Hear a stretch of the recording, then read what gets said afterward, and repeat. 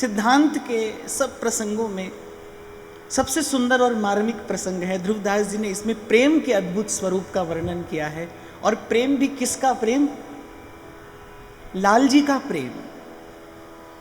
महाप्रभु कहते हैं ना, प्रीत की रीत रंगीलो ही जाने, यद्यपि सकल लोक चूड़ामणि दीन अपन को माने। ये जो प्रीति चौवनी लीला है, आप समझ लीजिए ये इसी पद की व्याख्या है, प्रीत की रीत रंगीलो ही जाने। तो श्री प्रियालाल की इच्छा को शिरोधार्य करते हुए मैं इसी प्रीति चौवनी लीला का ही चिंतन आज आरंभ करता हूँ। वाणी आप सबके पास में है, कल और आ जाएंगे। अभी तो भाई अपने आसपास वाले का भी ध्यान रखना, 2-3 लोग एक वाणी से देखकर पाठ करते रहना।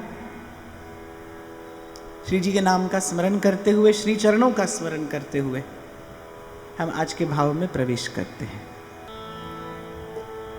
नवल रंगीले लाल बिन को समझे निज रीति, नवल रंगीले लाल बिन को समझे रस रीत।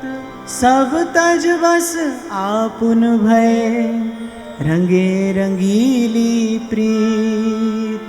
सब तज बस आपुन भय रंगे रंगीली प्रीत। चूड़ामणि सब लोक के लय प्रेम रस मोहि। चूड़ामणि सब लोक के लय प्रेम रस मोहि। यद्यपि रूप निधान पिय प्रिया बदन रहे जो। यद्यपि रूप निधान पिए प्रिया बदन रहे जो। नवल रंगीले लाल बिन को समझे निज रीति।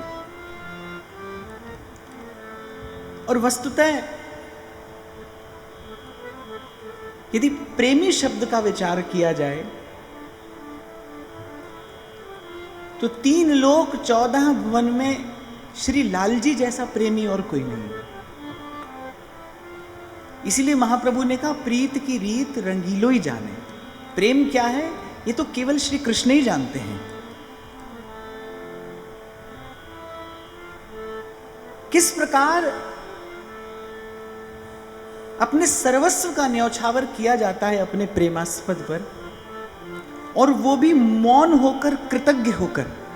किसी को यदि प्रेम करना सीखना हो तो उसे वस्तुतः श्री कृष्ण की ओर ही देखना चाहिए। वृंदावन के जो रसोपासक हैं वो प्रभु श्री कृष्ण का भजन नहीं करते, वो प्रेमी श्री कृष्ण का भजन करते हैं। सुधर्म बोधिनीकार कहते हैं, अति आसक्ति लख लाल की रीझे व्यास कुमार। हमारे हितजू लाल जी के किस रूप पर रीझे हैं? वो असुरों का संहार करते हैं, धर्म की प्रतिष्ठा करते हैं ना, इस रूप पर नहीं।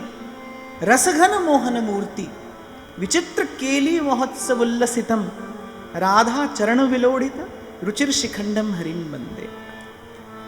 वो जो अपना मयूर मुकुट श्री प्रियाजू के चरणों में झुका देते हैं, बड़ी सुंदर झांकी कराते हैं ध्रुवदास जी कि ब्रह्मादिक मुकुटन सहित जिनको घसत है शीस। ध्रुवदास जी कहते हैं ब्रह्मादिक अपने मुकुट सहित जिनकी पाद पीठ पर अपना मस्तक रगड़ते हैं। गर्ग संहिता में ऐसा वर्णन आता है कि ब्रह्मादिक यदि गोलोक धाम में श्री कृष्ण का दर्शन करने के लिए जाएं तो सबसे पहले तो बड़ी दूर से दर्शन होता है, निकट जाने की आज्ञा नहीं है, दूर से दर्शन होता है। और फिर प्रणाम यदि करना हो तो चरण स्पर्श का अधिकार तो कदापि नहीं है। श्री ठाकुर जी के सिंहासन के सन्मुख पादपीठ रखी रहती है, चरण चौकी, और उस चरण चौकी पर श्री चरण पादुका विराजमान होती है। तो ब्रह्मादिकों को केवल यही आज्ञा है कि अपने मुकुट के अग्रभाग का स्पर्श वो चरण चौकी से करा सकते हैं, चरण पादुका से भी नहीं। ऐसा गर्ग संहिता में वर्णन आता है महाराज जी कि यदि ब्रह्मा जी गोलोक बिहारी का दर्शन करने जाएं तो चरण स्पर्श की बात तो भूल जाइए। ब्रह्मा जी स्वयं कहते हैं अनेक अनेक प्रयास करने पर भी हमको चरण रज नहीं मिली। चरण रज की बात तो भूल जाइए, चरण स्पर्श की बात को भी विस्मृत कर दीजिए। जो पाद पीठ है जिस पर चरण पादुका रखी है, चरण पादुका के स्पर्श का भी अधिकार नहीं है। केवल अपने मुकुट के अग्रभाग से उस चरण चौकी का स्पर्श कर सकते हैं। इसीलिए ध्रुवदास जी ने कहा है ब्रह्मादिक मुकुटन सहित जिनको घसत है शीस। और यहां प्रिया चरण जावक रचत ते वृंदावन ईश। और यहां हाथ में अलग तक का पात्र लेकर, तूलिका लेकर लालजी प्रिया जी की क्या मनुहार करते हैं। आओ प्यारी तुम्हरे चरणा जावक चित्र रचा। सब भक्तन के शीस पे हरि ईश्वर नंदलाल, सब भक्तन के शीस पे हरि ईश्वर नंदलाल, वो परात्पर परब्रह्म पूर्ण पुरुषोत्तम सर्वज्ञ सर्वेश्वर सर्वाधार सर्व अंतर्यामी, छोटे से छोटा बड़े से बड़ा, उसके लिए जितना कहा जाए वो सब कम ही है। सब कहकर भी जिसके लिए कुछ नहीं कहा जा सकता, उनके लिए ध्रुवदास जी कह रहे हैं सब भक्तन के शीस पे हरि ईश्वर नंदलाल और ब्रज में सेवक है रहे। देखो प्रेम की चाल। श्रीमद् भागवत में एक श्लोक आता है, प्रार्थना की गई है प्रभु से कि प्रभु आपके दास नहीं, हम आपके दासानुदास होना चाहते हैं। और कई बार इस विषय पर चर्चा होती भी रहती है कि भक्ति का सार सर्वस्व यही है कि तेरे भक्तों की भक्ति करूं मैं सदा, तेरे चाहने वालों को चाहा करूं। श्रीमद् भागवत कहती है कि दासानुदास होना चाहते हैं हम प्रभु आपके। और मुझे लगता है कि दासानुदास भी लाल जी जैसा कोई नहीं है। वो केवल प्रिया जी के सेवक नहीं है। यत किंकरी शुभवशय खलु काकुवाणी नित्यम परस्य पुरुषस्य शिखंड मौले। वो प्रिया जी की किंकरियों की सेवा करने को भी तत्पर हैं, आतुर हैं। इस सब के मूल में क्या है? इस सब के मूल में है केवल निष्काम प्रेम। इसलिए महाप्रभु बहुत विचार कर कहते हैं, यद्यपि सकल लोक चूड़ामणि। एक बार विचार करिए, आप और मैं यदि प्रियालाल पर अपना तथाकथित सर्वस्व न्यौछावर कर भी दें तो आपका मेरा सर्वस्व वस्तुतः है क्या? एक बार विचार करो कि सर्वस्व के नाम पर आपके मेरे पास में क्या है? आपकी मेरी कोई वस्तु है आप कह सकें जिस पर आपका अधिकार हो? आपका अधिकार हो यदि किसी वस्तु पर, तो वस्तु तो आपके नियंत्रण में रहनी चाहिए, आपके संकेत पर आगे पीछे चले। पर जीवन में आप चारों ओर दृष्टि उठाओ, ऐसा कुछ भी दिखाई नहीं पड़ता। अरे अपनी देह पर अपना नियंत्रण नहीं है, मन पर तो क्या होगा, तन पर अपना नियंत्रण नहीं है। अगले पल तन रोगी हो जाए, किसी का कोई नियंत्रण नहीं है। तो आपके मेरे पास सर्वस्व के नाम पर न्यौछावर करने के लिए है भी क्या? कुछ भी नहीं। तो आपका मेरा त्याग तो वस्तुतः झूठा ही त्याग है। मैं तो कई बार कहता हूं त्याग वस्तुतः शब्द आपके मेरे लिए है ही नहीं। किसका त्याग करेंगे आप और मैं? आपके मेरे पास तो कुछ है ही नहीं त्याग करने के लिए। जो भी है वो तो रचनाकार की रचना है, प्रभु का प्रदत्त है। हाँ, एक वस्तु है जिसका त्याग किया जा सकता है, वो है जीव का मिथ्या अभिमान। इसका त्याग किया जा सकता है। आपके मेरे पास यदि संपत्ति के नाम पर कुछ है ना, तो वो मिथ्या अहंकार है, उसका त्याग अवश्य किया जा सकता है। पर लाल जी तो सकल लोक चूड़ामणि है, अखिल लोक ब्रह्मांडन में जिनकी ठकुराई है, और सो राधा के चरण पलोटत कुंवर कनाई। तो ध्रुवदास जी यहीं से आरंभ करते हैं कि नवल रंगीले लाल बिन को समझे निज रीत। ध्रुवदास जी कह रहे भाई हमने बहुत विचार किया, प्रेमी कहाँ ढूंढें, क्योंकि सब कुछ मिलना सुलभ है पर नेही दुर्लभ पावनो। इस संसार में प्रेमी हृदय का मिलना कठिन है भाई। ध्रुवदास जी कह रहे सब मिल जाएगा आपको यहाँ, आर पार का साम्राज्य भी मिल जाएगा, लेकिन एक प्रेम करने वाला हृदय आप नहीं ढूंढ सकते, वो आपको खोजे नहीं मिलेगा। तो ध्रुवदास जी ने कहा भाई हमने बहुत विचार किया प्रेमी कौन है, और बहुत विचार करके इस निर्णय पर पहुंचे, नवल रंगीले लाल बिन को समझे निज रीत, सब तज बस आपुन भय रंगे रंगीली प्रीत। और श्री प्रियाजू के प्रेम में, रंगीली की इस रंगीली प्रीति में स्वयं को रंग कर अपने आप को धन्य मानते हैं, कृतार्थ मानते हैं। आहा, कहाँ से महाप्रभु आरंभ करते हैं सुधा निधि का। यस्या कदापि वसनांचल खेलनोत्थ, धन्याति धन्य पवनेन कृतार्थमा। एक बार इस दृश्य की भावना करिए। प्रियाजू की अंचल का छोर हिलता है, उस ओर से जो बयार बह रही है वो श्री प्रियाजू के अंचल की श्वास लेते हुए लालजी तक आती है। यस्या कदापि वसनांचल खेलनोत्थ, धन्याति धन्य पवनेन कृतार्थमानी, योगींद्र दुर्गम गतिर्मधुसूदनोपि तस्याह नमोस्तु वृषभानुभुवो दिशे। उस पवन का स्पर्श करके भी श्री लालजी अपने आप को कृतार्थ मानते हैं, कृतकृत्य मानते हैं। अभी जब हम पूर्व में बृहद वामन पुराण की चर्चा कर रहे थे तो बड़ा सुंदर प्रसंग ध्रुवदास जी ने निवेदन किया कि लोक की लीला में जब श्री लालजी पहली बार बरसाना जाते हैं, इस नैमित्तिक लीला में जब श्री लालजी पहली बार बरसाना जाते हैं तो एक एक घर को बड़े प्रेम से निहारते हैं, बरसाना धाम को बड़े प्रेम से निहारते हैं। और जब श्री वृषभानु बाबा का महल आता है, कहते वहां तो चौखट पर प्रणाम करते ही अचेत हो जाते हैं, प्रेमाधिक्य के कारण कि ये श्री प्रियाजू की कुंज है, यहाँ श्री लाडली जी विराजमान है, यहाँ प्रियाजू विराजती हैं। केवल इस भावना से महल की चौखट पर प्रणाम करते हैं और अचेत हो जाते हैं। बरसाना वासी बड़ा प्रयास करके इस सुंदर सुकुमार सांवले किशोर को पुनः चेतना में लाते हैं। प्रियाजू के कान में ये खबर पड़ती है कि कोई सांवला सलोना सा किशोर है और महल की चौखट पर आकर प्रणाम करते ही अचेत हो गया। नागरी किशोरी जान लेती हैं कौन है, वहीं महल के झरोखे से दृष्टिपात करती हैं, करुणा रस की वृष्टि करती हैं लालजी पर, वहीं से प्रथम प्रणाम निवेदन करते हैं।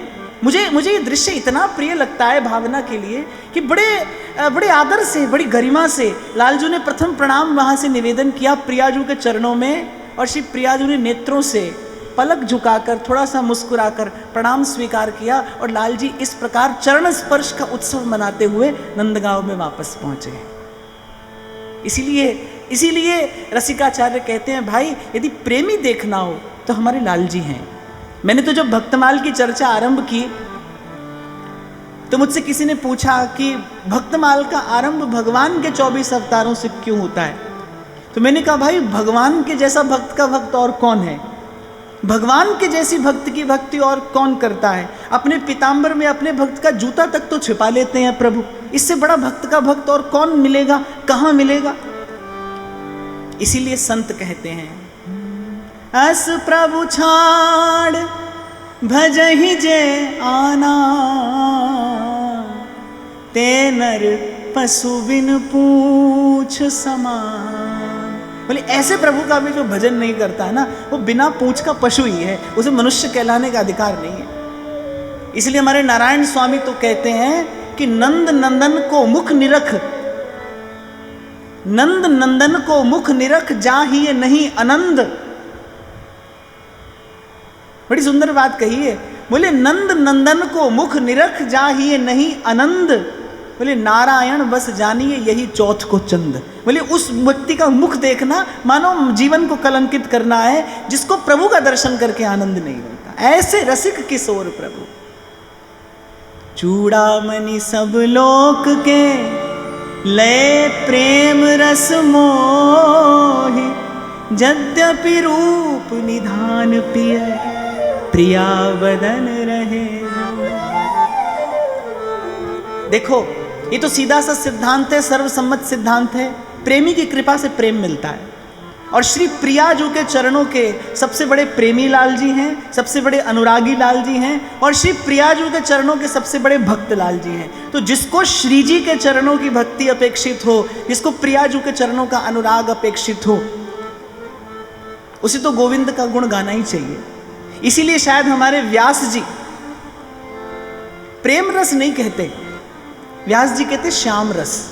बोले श्याम रस ही प्रेम रस है, लाल जी ही प्रेमी है, बस श्याम रस ही प्रेम रस है। और व्यास जी गाते हैं, कोई रसिक श्याम रस पीवे गो, कोई रसिक श्याम रस पीवे गो, जोई पीवे गो सोई जीवे गो, जोई पीवे गो सोई जीवे गो।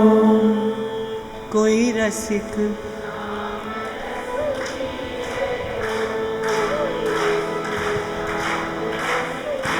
अच्छा, एक बार पहले कल का पाठ सुना दो, फिर आगे बढ़ेंगे। कैसो फल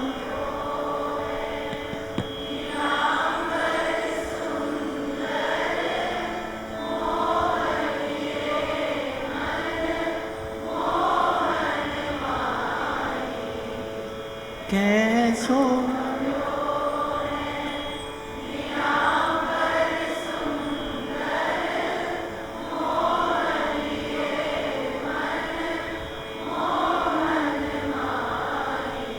हाँ, पहला याद हो तो दूसरा पार्ट दूं ना मैं, पहला तो याद है।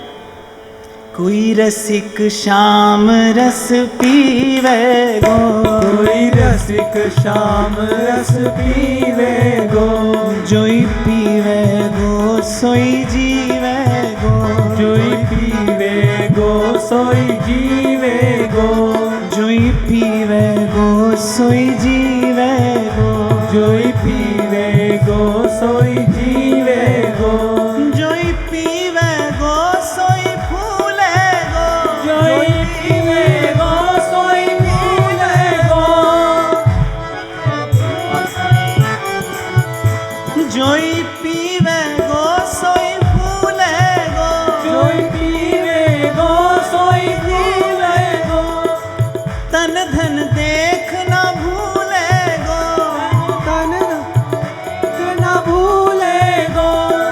व्यास जी कहते हैं जिसको ये प्रेम रस पीने को मिला, बोले फिर उसे विषय बुला नहीं सकते।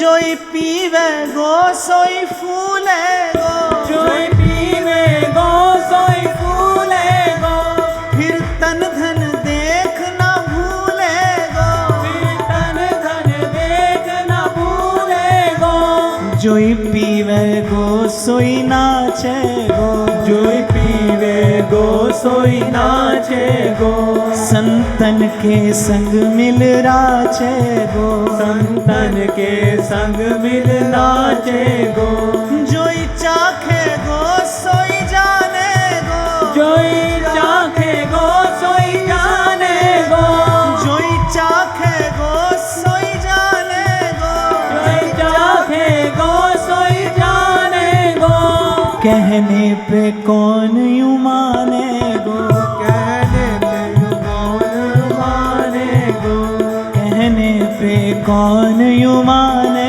गो, कहने पे कौन यूं माने गो, जब व्यास दास जिए भावे गो, जब व्यास दास जिए भावे गो, जब व्यास दास जिए भावे गो, जब व्यास दास जिए भावे गो, तब अंग खवासी पावे गो, कब अंग खवासी पावे गो, कोई रसिक श्याम रस पीवे गो, कोई रसिक श्याम रस पीवे गो, कोई रसिक श्याम रस पीवे गो, रसिक श्याम रस पीवे गो, जोई पीवे गो सोई जीवे गो, जोई पीवे गो सोई जीवे गो, जोई पीवे गो सोई फूले गो, जोई पीवे गो सोई फूले गो। अच्छा, यहाँ ऐसे वाले फूलने की बात नहीं हो रही है, आनंद की उमगन की बात है। अब गाइए उसी आनंद से उमग कर, जोई पीवे गो सोई फूले गो, जोई पीवे गो सोई फूले गो, फिर तन धन दे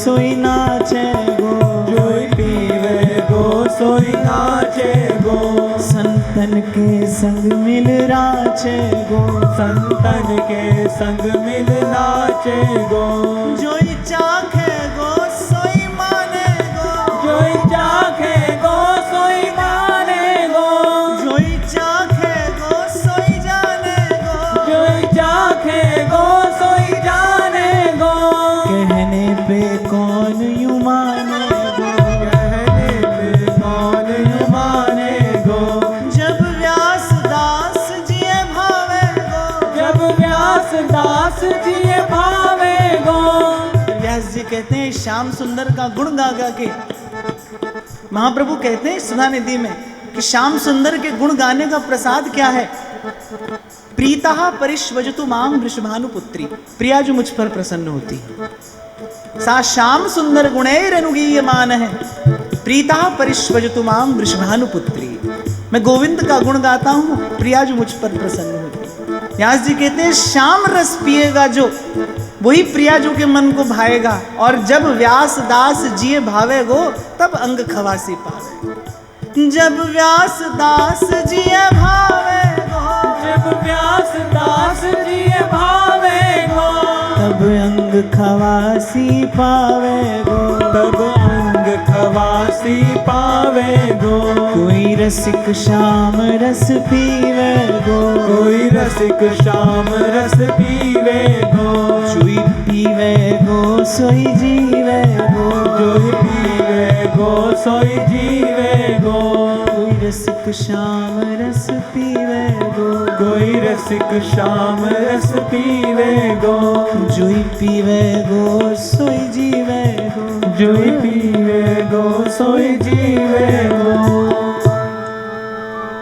बरनो ऐसे प्रेम को जी बस कीने लाल, बरनो ऐसे प्रेम को जी बस कीने लाल, शुद्ध स्वरूप अनूप ध्रुव अद्भुत परम रसाल, शुद्ध स्वरूप अनूप ध्रुव अद्भुत परम रसाल, आदि अंत जाको नहीं रहत एक रस रूप, आदि अंत जाको नहीं रहत एक रस रूप, रुचि तरंग पल पल बढ़े सहज ही सुखद अनूप, रुचि तरंग पल पल बढ़े सहज ही सुखद अनूप। तो ध्रुवदास जी कहते हैं बरनो ऐसे प्रेम को जीवस की नेला, सकल लोक चूड़ामणि को जिसने अपने बस में कर लिया है, मैं ऐसे प्रेम का वर्णन करता हूं। अब जब ध्रुवदास जी करे प्रेम का वर्णन करता हूं, अर्थात प्रियाजू के रूप गुण का वर्णन करता हूं। प्रेम अर्थात विशुद्ध प्रेम अर्थात श्री प्रिया जी। प्रिया जी कौन है? प्रेम की ही घनीभूत मूर्ति है, प्रेम मूर्ति प्रिया जी। शुद्ध स्वरूप अनूप ध्रुव अद्भुत परम रसाल, विमल प्रेम की धारा ही है प्रियाजू का रूप। कल हम चर्चा कर रहे थे कि प्रियाजू का रूप क्या है, और अंतर के मोह को, कलुष को दूर करने वाला है, नष्ट करने वाला है, हृदय को उज्जवल और पवित्र करने वाला है। सौरत रस रूप नदी जगत पावनी, ये जो प्रिया और लाल की प्रेम लीला है, ये लोक को पावन करने वाली है, पवित्र करने वाली है। सिद्धांत विचार लीला में बड़े विस्तार से ध्रुवदास जी वर्णन करते हैं कि जन्म जन्मांतर से जो कामना के कलुष ने आपके मेरे मन को काला कर दिया है, मन के दर्पण पर ऐसी धूल जमी है कि अपना ही प्रतिबिंब ठीक ठीक दिखाई नहीं पड़ता। और बोले कोई और साधन नहीं है भाई, इस कलुष को धोने का कोई और साधन नहीं है, प्रेम की धारा ही इसे निर्मल कर सकती है। और प्रिया जी का नाम, प्रिया जी का रूप, उनकी लीला, उनका धाम, ये प्रेम की धारा ही है। इसीलिए आप पर में प्राय करके नित्य गाते हैं, प्रेम की नदी बहे चहोर, जय जय जय श्री वृंदावन। और प्रेम भी कैसा? आदि अंत जाको नहीं, रहत एक रस रूप। बड़े विस्तार से पूर्व में हमने चर्चा की कि मन की एकाग्रता ही मन का सुख है। और मन एकाग्र कहां हो सकता है? मन एकाग्र किस विषय में हो सकता है? जो स्वयं स्थिर हो। संसार में कुछ भी स्थिर नहीं है, इसलिए यहां पर मन की एकाग्रता संभव नहीं है। प्रिया जी का रूप है, लाल जी का प्रेम है। प्रिया जी का रूप रस और लालजू का भाव रस। इसके लिए रसिकों ने कहा, चंद्र मिटे दिनकर मिटे, मिटे त्रिगुण विस्तार, पर दृढ़व्रत श्री हरिवंश को मिटे न नित्य विहार। तहां न कबहू लगत है महाप्रलय की पौन। महाप्रलय अर्थात नष्ट हो जाना, समाप्त हो जाना। एक ये भाव ऐसा है इसको कभी समय स्पर्श नहीं करता। माया काल के प्रपंच से जो सदा सर्वदा अछूता है, सदा एक रस, नित्य अखंडित रस की धार, जिस रस में, जिस रसास्वादन में कभी बाधा उपस्थित नहीं होती। रुचि तरंग पल पल बढ़े, सहज ही सुखद अनूप। देखो नारद जी भक्ति सूत्र में प्रेम का वर्णन करते हुए कहते हैं गुण रहितम, त्रिगुण से रहित है। अर्थात प्रेम जो है वो न सात्विक है, न राजसिक है, न तामसिक है। गुण रहितम, कामना रहितम, अविच्छिन्नम, सूक्ष्मतरम, अनुभव रूपम। और ये सारे गुण धर्म यदि आप कहीं देखने जाएंगे तो आपको इस वृंदावन की निकुंज सीमा के अतिरिक्त कहीं दिखाई नहीं पड़ेंगे। इसीलिए ध्रुवदास जी तो डंके की चोट पर यह बात कहते हैं, 3 लोक 14 भुवन प्रेम कहूं ध्रुवना। ध्रुवदास जी तो यहां कहते हैं, बोले एक है प्रेमी, बोले इस सारे संसार में एक ही प्रेमी है। एक है प्रेमी एक रस, राधा वल्लभ आई, बोले भूल कहे को और ठा, झूठो जानोता है। अच्छा, लेकिन यहां बात किसकी करे? प्रेमी की। वो करे देवी देवता अवतार भगवान, अब ये सब बोले अनंत रूपा है, मैं उनकी बात नहीं कर रहा हूं। कह रहे एक है प्रेमी एक रस, जो एक रस प्रेमी है, बोले वो राधा वल्लभ आय, भूल कहे को और ठा, झूठो जानो ताही। अगर कोई कहे ना प्रेमी कहीं और है वृंदावन के अतिरिक्त, तो बोले झूठो जानो ताही, वो झूठ कह रहा है। और ध्रुवदास जी की वाणी तो भाई रस सिद्ध वाणी है, प्रियाजू के चरणों से प्रवाहमान है, वेद वाणी के समान ये तो प्रमाणित वाक्य हैं रसिक उपासकों के लिए, इसमें तो कोई संशय किया नहीं जा सकता। सो ध्रुवदास जी कह रहे, बोले अगर कोई कहे ना कहीं और है कोई प्रेमी, तो बोले झूठ कहता है, प्रेमी तो एक ही है। ऐसो और स्नेही कौन, ऐसो और स्नेही कौन, ऐसो और स्नेही कौन, ऐसो और स्नेही कौन। रंग्यो एक ही रंग रंगीलो, रंग्यो एक ही रंग रंगीलो, तज के विभव चतुर्दश भाव, तज के विभव चतुर्दश भाव। ऐसो और स्नेही कौन, ऐसो और स्नेही कौन। देखो आप और मैं कह तो देते हैं सकल लोग चूड़ामणि दीन अपन तुम माने, पर कभी इस पंक्ति का आप ध्यान करना, कभी इस पंक्ति का आप विचार करना। वो अखिल कोटि ब्रह्मांड नायक, अरे थोड़ा सा बल बुद्धि विद्या अधिक हो ना तो व्यक्ति की चाल ढाल बदल जाती है। साधारण से कुछ अधिक प्रकृति ने यदि दे दिया हो तो वो झलकने लगता है, किसी ना किसी चेष्टा से झलक जाता है। धनी व्यक्ति अपनी किसी ना किसी चेष्टा से आपको बता देगा कि मैं धनी हूं। पंडित होगा, बड़ा बुद्धिमान होगा, तो आपसे होने वाले संवाद में कहीं ना कहीं अपनी विद्या, अपना पांडित्य प्रकट कर देगा, किए बिना रह नहीं सकता। पर लाल जी अखिल कोटि ब्रह्मांड नायक, जिनके जैसा कोई और है नहीं, हो नहीं सकता, सर्वोपरि सर्वश्रेष्ठ, वो भी यहाँ निकुंज की सीमा में। रंग्यो एक ही रंग रंगीलो, ध्रुवदास जी कह रहे तज के विभो चतुर्दश भौन, इसलिए बलिहार ऐसो और स्नेही कौन।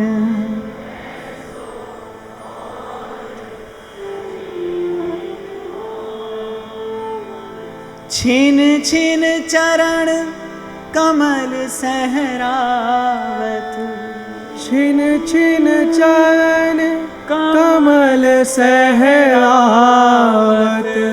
कबहू करत पट पीत सोपान। कबहू करत पट पीत सोपान। अरे कितना भी काला, कितना भी मैला कुचैला मन क्यों ना हो, एक बार इस प्रेम लीला का स्मरण करेगा तो पावन हो जाएगा। कबहू चरण कमल सहरावत, कबहू चरण कमल सहरावे, कबहू करत पट पीत सोपान। कबहू करत पट पीत सोपान। हित ध्रुव तज मरजाद बढ़ाई, हित ध्रुव तज मरजाद बढ़ाई, है रे सब बातन में मौन। है रे सब बातन में मौन। ऐसो और स्नेही कौन। ऐसो और स्नेही कौन। प्रियाजू जो कह दें वही आज्ञा है, वही आज्ञा है। महाप्रभु कहते ना भावे सो करो प्रेम के नाते, जो आपको भाए, जो आपको रुचे सो करिए। एक दीनहीन दुर्बल व्यक्ति ऐसी बात कहे तो समझ में आता है। एक दीनहीन दुर्बल जिसके पास बल नहीं, सामर्थ्य नहीं, वो कह दे भाई कि आपके अधीन है, जैसा आप चाहें वैसा करिए। पर यहां अपने भ्रूक्षेप से संसार को नचाने वाली, माया को नचाने वाले मनमोहन वो कहते हैं है रहे सब बातन में मौन। इसलिए ध्रुवदास जी कह रहे हैं ऐसो और स्नेही कौन। ऐसो और स्नेही कौन। नित्य नवल मृदु मधुर वर भीने रंग सुहाग। नित्य नवल मृदु मधुर वर भीने रंग सुहाग। जामे नाही निमित कछु सो अभंग अनुराग। जामे नाही निमित कछु सो अभंग अनुराग। नित्य नवल मृदु मधुर वर भीने रंग सुहाग, और जामे नाही निमित्त कछु सो अभंग अनुराग। प्रेम तभी प्रेम कहलाने योग्य है जब निष्काम है। प्रेम का प्राण क्या है? प्रेम तत्व का प्राण क्या है? निष्कामता। उसी से ये भावना जीवंत होती है। निष्कामता ही प्राण फूंकती है आपकी भावना में, और वो जीवंत होकर प्रेम कहलाने लगता है। पूर्व भी हम चर्चा करते रहे कि जब निमित्त होता है ना, कारण होता है, जब भाव के पीछे कोई यदि कारण होगा तो कारण तो सदा रहेगा नहीं। कारण समाप्त होते ही भाव भी समाप्त हो जाएगा। इसलिए यद्यपि सकाम भाव से भगवान का भजन करने वाला भी भक्त ही होता है, प्रभु तो उसे अपना भक्त ही मानते हैं। बोले अर्थार्थी भी मेरा भक्त है, माने संसार की कामना से भी कोई यदि मेरा भजन करे तो मैं उसे अपना भक्त ही मानता हूं। पर एक बात है भाई, संसार की कामना लेकर जो प्रभु का भजन करता है, कामना पूरी हो जाने पर प्रभु का भजन छूट जाता है, प्रभु के चरण कमल छूट जाते हैं। इसलिए उत्तमा भक्ति तो यही है जो निष्काम हो, अहेतुकी हो, कोई कारण ना हो। कहीं मैंने लिखा पढ़ा था, बात बड़ी अच्छी लगी मुझे, कि प्रेम का कोई कारण नहीं होता, और कारण हो तो प्रेम नहीं होता। प्रेम का कोई कारण नहीं है, और कारण यदि उपस्थित है तो फिर वो प्रेम नहीं है। तो प्रिया और लाल का प्रेम कैसा है? जो लाल जी का प्रिया जो के चरणों में अनुराग है, समर्पण, ये कैसा है? बोले तामे नाई निमित्त कछु, कोई निमित्त नहीं है, कोई कारण नहीं है, किसी हेतु के लिए, किसी कार्य सिद्धि के लिए, किसी उद्देश्य के लिए ऐसा नहीं कर रहे। सहज प्रेम की धारा है और ये सहजता ही इसकी सुंदरता है।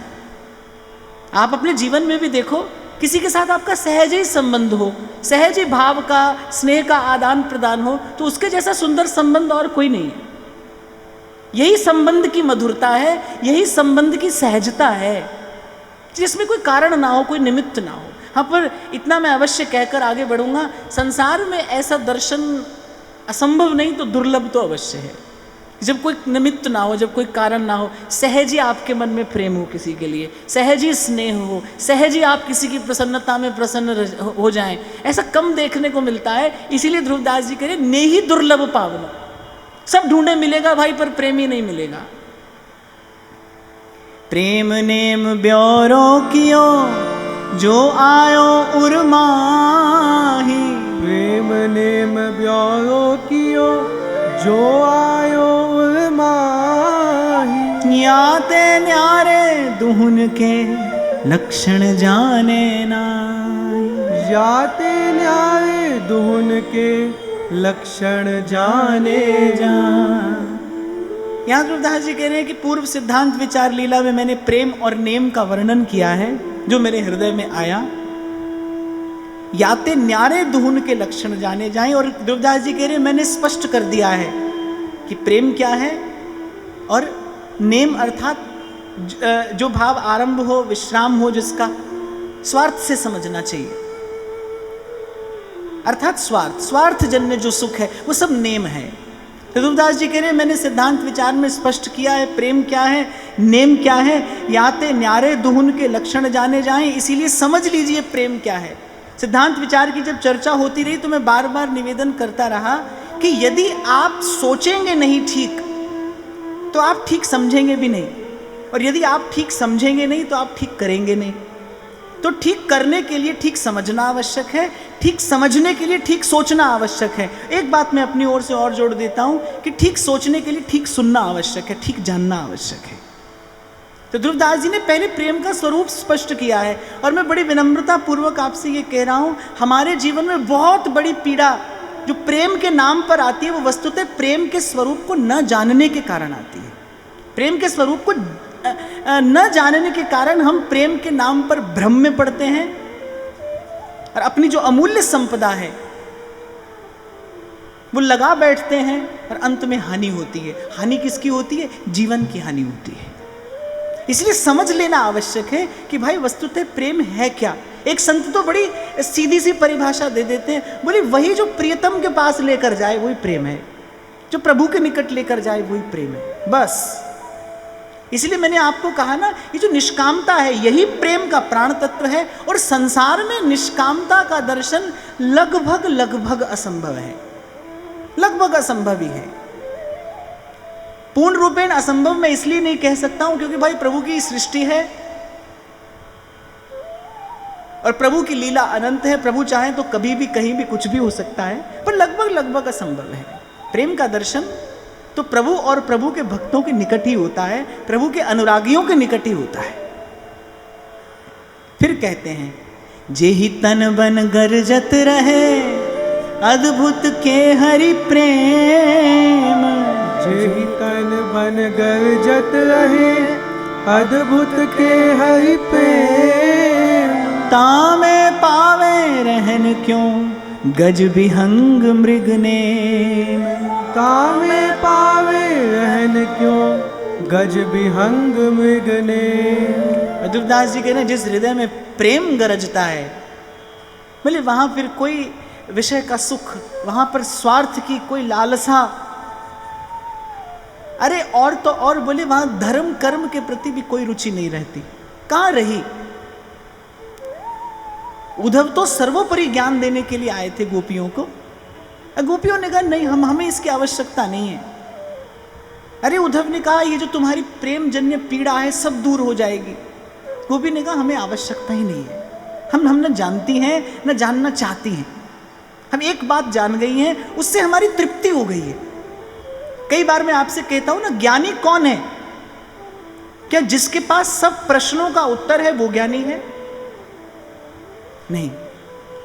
जिसके पास पूछने के लिए कोई प्रश्न नहीं है वो ज्ञानी है।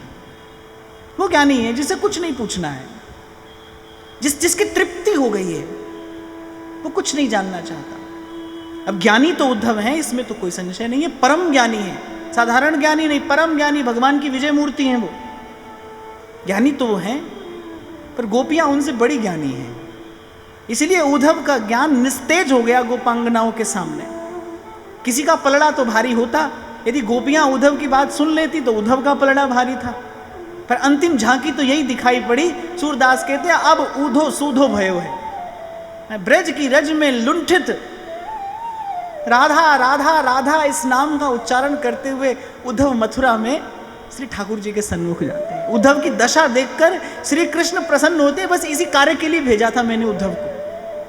असल में घटना क्या घटी? महल की छत पर बैठे श्री कृष्ण वृंदावन की ओर मुख किए नेत्रों से अश्रुपात कर रहे थे। अब बहुत लोग ऐसा प्रश्न करते हैं, बोले ठाकुर जी छोड़कर चले गए। पर मैं कहता हूं, एक बार विचार करिए, यहां तो सब ब्रजवासी एक साथ थे, एक दूसरे से अपना दुख अपनी पीड़ा बांट लेते थे। श्री कृष्ण तो अकेले गए। एक कवि ने कहा है, महाराज जी, अलौकिक प्रेम को त्यागा जगत भर की पुकारों पर। ब्रजवासियों के प्रेम का त्याग करके श्री कृष्ण किस लिए गए? सर्वजन हिताय सर्वजन सुखाय। न फिर लौटे कभी वो श्याम यमुना के किनारों पर, और अलौकिक प्रेम को त्यागा जगत की पुकारों पर। इस अलौकिक प्रेम का त्याग करके श्री कृष्ण गए। इसलिए आरंभ में मैंने आपको कहा कि भाई लाल जी जैसा प्रेमी और कोई नहीं है।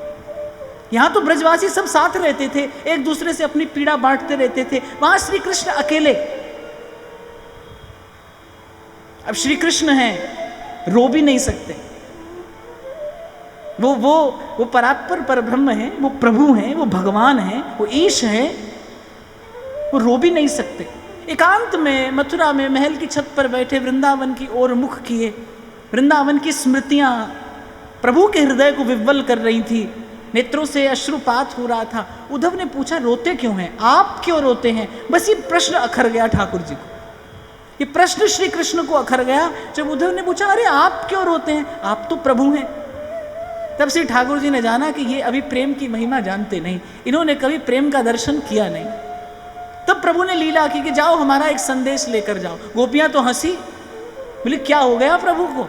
हम कोई उनसे दूर हैं क्या? वो हम में रहते हैं, हम उनमें रहते हैं। प्रभु अपने मुख से कहते हैं, मैं गोपिन के हिये बसों, गोपी मेरे प्राण, मैं गोपियों के हृदय में रहता हूं, गोपियां मेरे प्राण हैं। गोपी ने तो कहा उद्धव से, अरे पाती तो तब भेजूं जब प्रीतम हुए परदेश, यहां तो रोम रोम श्याम है। पर ठाकुर जी ने विचारा कि भाई उद्धव को प्रेम का दान होना चाहिए, और प्रेम का दान तो हमारा कोई प्रेमी कर सकता है। तब उद्धव से कहा, जाओ हमारा संदेश लेकर जाओ। और जब उद्धव ने देखा तब उद्धव को बोध हुआ। कथा तो कहती है कि उद्धव जब गोपांगनाओं के सन्मुख हुए तो उद्धव को लगा धरती फट जाए, मैं इसमें समा जाऊं, मैं यहां आया ही क्यों? मैं इन गोपांगनाओं को क्या देने के लिए आया था? छलिया ने मुझे छल लिया। लेकिन जब श्री प्रिया जी का दर्शन हुआ, उस प्रेम रस का एक बिंदु उद्धव को मिला, मतवाले हो गए उद्धव। कहते प्रिया जी के चरण रज में लुंठित होते रहे, लोटपोट हुए। और जब गए लौट कर, रथ पर नहीं गए, रथ पर आए थे लेकिन रथ पर गए नहीं, चूमते हुए वृंदावन की उन गलियों को, उन कुंज गलियों का वंदन करते हुए, उनका आराधन करते हुए, श्री राधा राधा राधा राधा राधा राधा राधा राधा राधा राधा राधा राधा। जब लौट कर आए तो एक बार कहा कि अरे प्रभु आप ही मुझे ये प्रसाद दे देते। ठाकुर जी ने कहा हमारी सामर्थ्य नहीं है प्रसाद देने का, ये सामर्थ्य तो हमारे प्रेमी जन ही दे सकते हैं। ये सामर्थ्य तो वृंदावनेश्वरी के वृंदावन धाम की है। इस प्रेम की छवि छटा का दर्शन तो यही संभव है। प्रेम की नदी बहे चहुओर, जय जय जय श्री वृंदावन। दुर्लभ पिय प्यारी को धाम।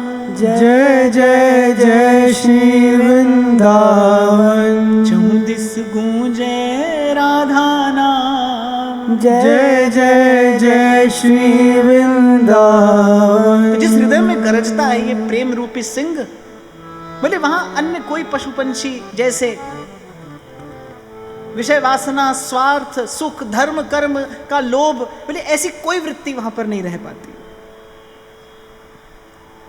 तभी हमारे व्यास जी कहते हैं, कनक कूट कोटिक लग तजिए, भजिए कुंवर कन्हैया रे भैया। वृंदावन साचो धन भैया, वृंदावन साचो धन भैया।